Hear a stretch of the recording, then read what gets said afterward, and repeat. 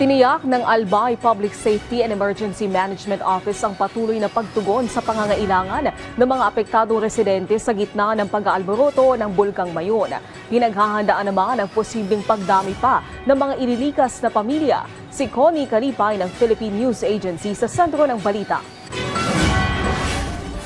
Naghahanda ang Albay Public Safety and Emergency Management Office para sa posibleng paglikas ng halos 80,000 residente o humigit kumulang 19,758 pamilya sakaling itaas ang alert level ng Bulkang Mayon sa Alert Level 4. Sa isang panayam sa telepono, sinabi ng pinuno ng APSEMO na si Roderick Mendoza na ang mga pamilya ay nagmula sa 59 na barangay sa siyam na local government unit na matatagpuan sa loob ng pinalawig na 7 hanggang 8 kilometrong danger zone.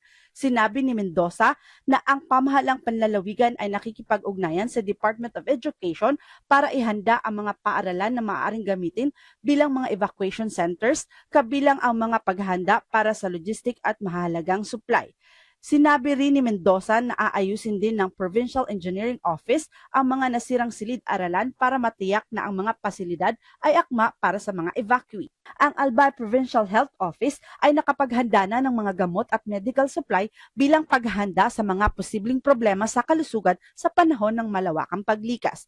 Nakatakda ring dagdagan ng Bicol Regional Hospital and Medical Center ang operasyon ng Josefina Belmonte Duran Albay Provincial Hospital para sa mga emergency na may kaugnayan sa Mayon. Tinatayang nasa 1,133 pamilya o 4,039 individual mula sa 6 na kilometrong permanent danger zone ang kasalukuyang nananatili pa rin sa mga evacuation centers. Mula rito sa Albay para sa Integrated State Media, Connie Kalipay ng Philippine News Agency.